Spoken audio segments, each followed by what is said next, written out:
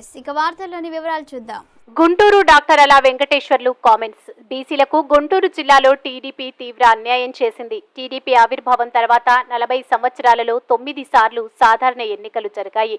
180 మంది ఎమ్మెల్యేలు ఇప్పటి టీడీపీ తరపున పోటీ చేశారు. 180 మంది ఎమ్మెల్యేలో ఇప్పటి వరకు టీడీపీ నుండి గుంటూరు జిల్లాలో యాదవులు, పద్మశాలీలు, రజక, నాయి బ్రాహ్మణులు, వడ్డెర సామాజిక వర్గాల నుంచి ఇప్పటి వరకు ఎవరు ఎమ్మెల్యేలు కాలేరు. తెనాలి నుండి, పొన్నూరు నుండి ఒకే సామాజిక కమ్మ వర్గానికి 10 సార్లు సీటిచ్చారు. లోకేష్ పాదయాత్రలో ప్రభుత్వంపై పోరాటం చేసి ఎవరిపై ఎక్కువ కేసులు నమోదవుతాయో వారికే సీట్లు కేటాయింపులో ప్రాధాన్యత ఇస్తానన్నారు. ఇటీవల చంద్రబాబు నాయుడు మాట్లాడుతూ టీడీపీ కోసం ప్రాణాలర్పించిన యాదవులు, కార్యకర్తలు పాడెను తాను మోసానని చెబుతున్నారు. ఎన్నికల కోసం వచ్చేటప్పుడు 4 సంచులు తీసుకుని వస్తారు. ఆ తర్వాత గెలిస్తే 40 సంచులు నింపుకొని విదేశాలు వెళ్తారు. వైసీపీ చేనేత కులానికి చెందిన బీసీ అభ్యర్థికి సీటు కేటాయించింది కనుక టీడీపీ కూడా యాదవులకు కేటాయించినట్లయితే బీసీ అభ్యర్థుల మధ్య పోటీ ఉంటుంది. అలా చేస్తేనే సామాజిక న్యాయం. అక్కడ లోకేష్ వెనక్కి తగ్గి అక్కడ యాదవులకు సీటు కేటాయించాలి. పొన్నూరు నియోజకవర్గంలో 40 ఏళ్ల నుంచి ప్రజాసేవ చేస్తూ అలసిపోయిన కుటుంబాన్ని పక్కన పెట్టి ఆ స్థానంలో లోకేష్ పోటీ చేయడం సమంజసం. ఉమ్మడి గుంటూరు జిల్లాలో 2 లోక్సభ స్థానాలు ఒకే కులానికి కేటాయించడం అన్యాయం. ఈనాటి ఎన్నికల కురుక్షేత్రంలో టీడీపీని యాదవులు 1 సీటు ఇవ్వమని కోరుతున్నారు. టీడీపీ నేతలు విఘ్నతతో వ్యవహరిస్తారో లేదో, దుర్యోధనుడు మాదిరిగా వ్యవహరిస్తారో వారి విఘ్నతకే వదిలేద్దాం. యాదవులకు అన్యాయం జరిగితే తగిన గుణపాఠం చెబుతాం. ప్రధాన ఉద్దేశం బీసీలకు ఈ జిల్లాలో, గుంటూరు జిల్లాలో ముఖ్యంగా తెలుగుదేశం పార్టీ నుంచి జరుగుతున్నటువంటి అన్యాయాన్ని మీ దృష్టికి, ప్రజల దృష్టికి తీసుకురావాలని చెప్పేసి ఈ యొక్క ప్రెస్ మీట్ ఏర్పాటు చేయడం జరిగింది. తెలుగుదేశం పార్టీ మొట్టమొదటిసారిగా 1983లో అధికారంలోకి వచ్చింది. ఇప్పటికి 40 సంవత్సరాలు లేదు. ఈ 40 సంవత్సరాల్లో 9 జనరల్ ఎలక్షన్ జరిగినాయి. ఇప్పుడు జరగబోయే ఎలక్షన్ 10ది. ఈ 10 జనరల్ ఎలక్షన్స్లో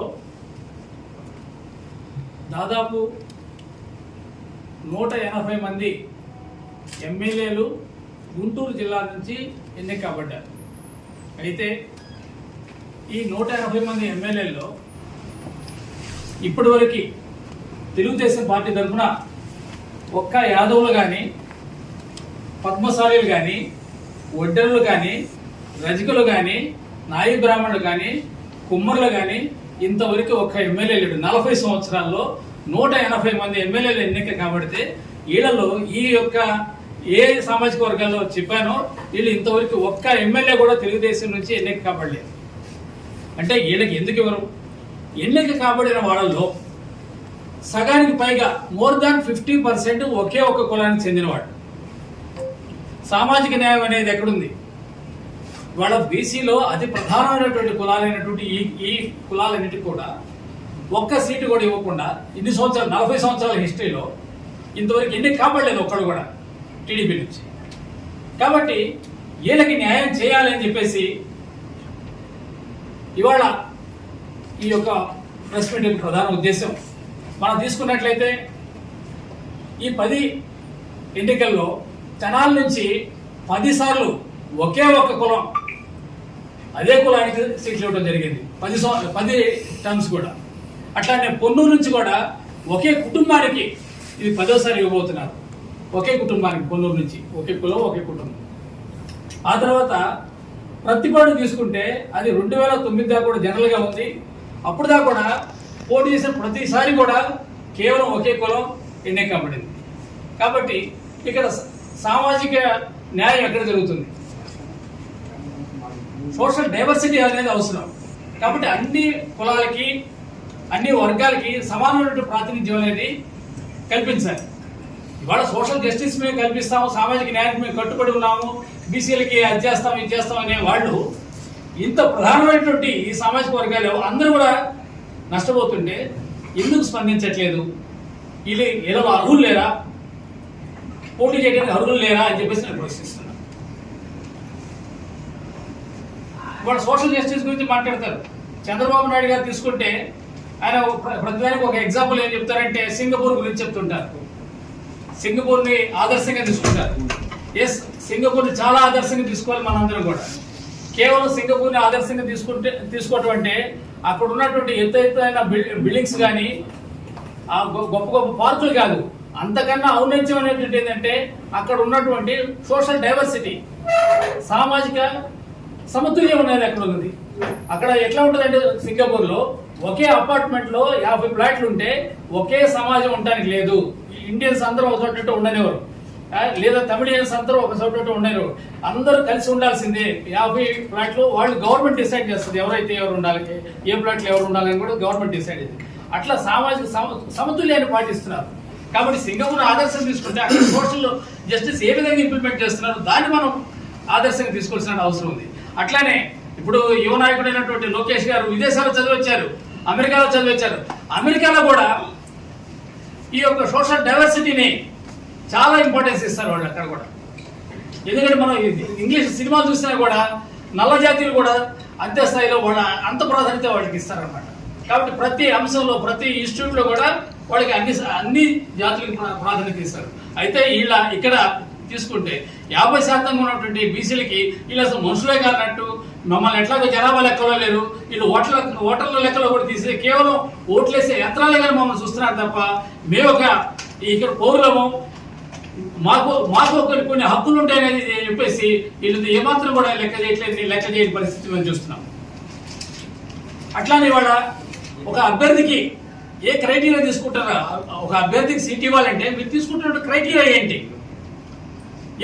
మీరు తీసుకున్న క్రైటీరియాలో మా అభ్యర్థుల్లో లేనటువంటి క్రైటీరియా ఏంటి అని ప్రశ్నిస్తున్నారు.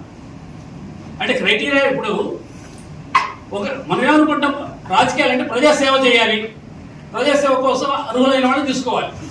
ఇవాళ ప్రజాసేవ గురించి చెప్తే 40 సంవత్సరాల నుంచి గుంటూరులో ప్రాక్టీస్ చేస్తూ పేదల డాక్టర్గా పేరు పొందినటువంటి శేషయ్య గారి కన్నా ఇవాళ కొత్తగా అమెరికా నుంచి దిగి వచ్చినటువంటి డాక్టర్ గారు ఏ విధంగా అర్హులు అని చెప్పేసి నేను ప్రశ్నిస్తున్నాను. ఆయనకైనా ఏ విధంగా ప్రజాసేవ చేశాడు ఆయన? ఇవాళ మనకు తెలుసు, తక్కడి పడి కొంగలు వస్తుంటాయి, ఒక సీజన్లో వస్తాయి, ఆ సీజన్ అయిపోతున్న పడి ఆ విదేశాలు వెళ్ళిపోతాయి. ఇవాళ వచ్చేవాళ్ళు కూడా తక్కడి వాడు కొంగల్ లాంటి వాళ్ళే. ఎన్నికల సీజన్ రాగానే ఇక్కడికి వస్తారు, గెలిస్తే ఆ 40 సూట్ కేసులు తీసుకుని మళ్ళీ విదేశాలు వెళ్ళిపోతారు, లేదా అంతవరకు ఓడిపోతే విదేశాలు వెళ్ళిపోయేవాళ్ళు. కానీ ఇక్కడ ప్రజలకు ఏమైనా పనికి వచ్చేవాళ్ళ? ఇక్కడ సేవ చేస్తున్నటువంటి బీసీ వర్గాలకు చెందినటువంటి ప్రతిభావంతులైన డాక్టర్ గారికి ఎందుకు ఇవ్వలేదని ఈ సందర్భంగా ప్రశ్నిస్తున్నాను. అట్లానే ఇవాళ నారా లోకేష్ గారు తీసుకుంటే ఆయన సెలెక్ట్ చేసుకున్నటువంటి సీట్ ఏదంటే మంగళగిరి ఏంటి? Most of people are BCs. అక్కడ అనేక సార్లు బీసీలు అక్కడికి గెలుపొందడం జరిగింది. ఇవాళ మంగళగిరి సోషల్ జస్టిస్ గురించి మాట్లాడేది ఒక పార్టీ, అక్కడ వైసీపీ ఒక పద్మశాలీలు బీసీలకు ఇచ్చి ఉన్నారు. అటువంటిప్పుడు వాళ్ళ మీద ఇంకొక బీసీని నిలబెడతాం, అది సామాజిక న్యాయం. ఒక బీసీ మీద వెళ్ళి ఇంత పెద్ద నాయకుడు వెళ్ళి ఫైట్ చేయటం అంటే, ఇంత పెద్ద నాయకుడు వెళ్ళి ఒక బీసీ లీడర్ మీద ఓటు చేసి వాళ్ళకు కూడా అవకాశాలు తగ్గకుండా చేయడం ఏంటంటే సోషల్ జస్టిస్ ని వీళ్ళు పూర్తిగా అణగదొక్కాలని చూస్తున్నారు. కాబట్టి నేను లోకేష్ గారికి ఇచ్చే సలహా ఏంటంటే, మీరు మంగళగిరిని విత్డ్రా చేసుకొని అది ఒక బీసీకి యాదవ్కి ఇవ్వండి. అప్పుడు ఇద్దరు బీసీల మధ్య అక్కడ ఫైట్ జరుగుతుంది. కాబట్టి ఎవరో ఒక బీసీ నెగ్గుతాడు, కాబట్టి బీసీకి న్యాయం జరుగుతుంది. కాబట్టి మాకు బీసీలు వచ్చేటువంటి 1 సీట్లు కూడా రాకుండా చేయాలని చెప్పేసి నువ్వు వచ్చేసి ఒక వార్తలు ఇంతటితో సమాప్తం. మళ్ళీ తిరిగి ప్రసారం అయ్యే టీవీ 999 న్యూస్ లో కలుద్దాం. అంతవరకు సెలవు.